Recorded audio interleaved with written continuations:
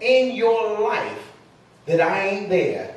I'm talking about the moments when you're pleasing God and the moments when you're not so pleasing in his sight. He's still right there.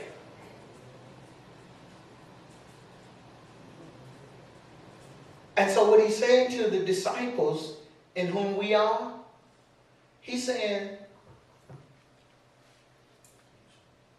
you got to go out in your unique way and let this be heard. And let this be seen. Don't let Satan rob you of another opportunity to glorify God. Don't let Satan rob you of another chance, an opportunity for you to show your children, this is what Christ has been calling me to. To show your spouse, this is what God has been molding me for. To show your unsaved family members, this is why I was acting like I was acting. At first I didn't even understand it, but now I realize that he has been calling me since before I was born.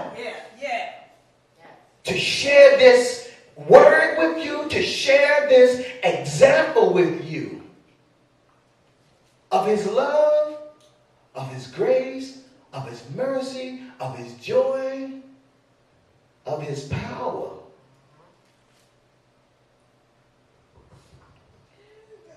If we don't have the mindset that we have the power of God working in us at all times, we're going to do ourselves and anybody that we come in contact with a horrible disservice, a horrible injustice. I call it injustice.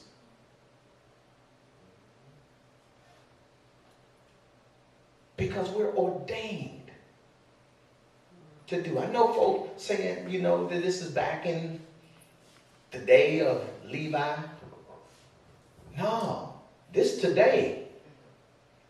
Because the scriptures declare, in the day that you hear my voice,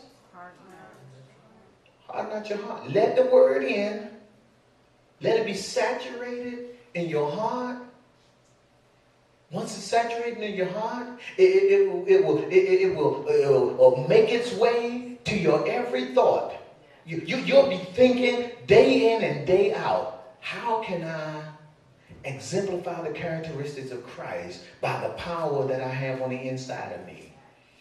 Regardless what I did and said on yesterday, today I'm living with a new purpose.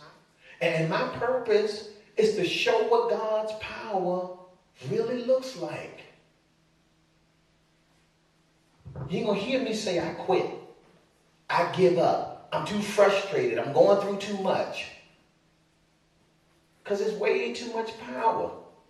And Lord knows, who gonna go home and you paying this electric bill, but you ain't never gonna turn nothing on? Each month the bill comes, and they just they charge you just for being hooked up now. You ain't got to turn nothing on. At one time, we used to operate on try to monitor the kilowatt hours, but not no more. They charge you just for being hooked up now. Who gonna do it? Let's do it for a month. Let's don't turn nothing on for a month. The power is there, but let's don't use it. Amish do it.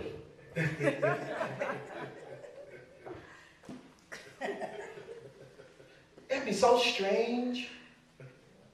And Jesus looks and says, look at them with all that power. That's strange. That's just really strange. You got all that power and not using it? I mean, you trying to tell me you don't really feel like you got the power to say no to Hennessy or no to a cigarette or no to sex on the side? You trying to tell me that you don't know that you got power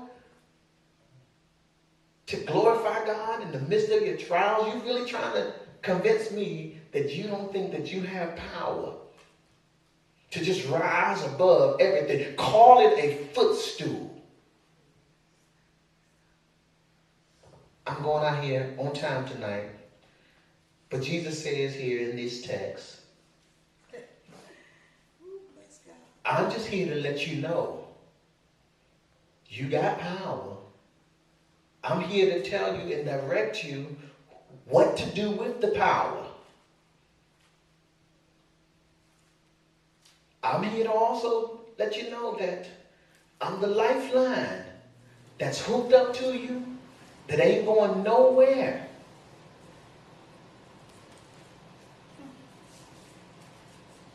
Here's the sad indictment as I close out. I'm opening the floor up and close on out. It's up to you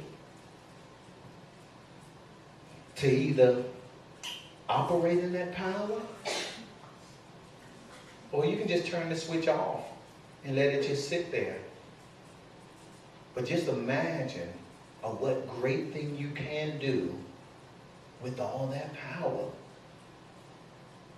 I'm talking about at these young and tender ages, all the folk that's around y'all. Woo! And I'm talking about some of us who have progressed a little in age.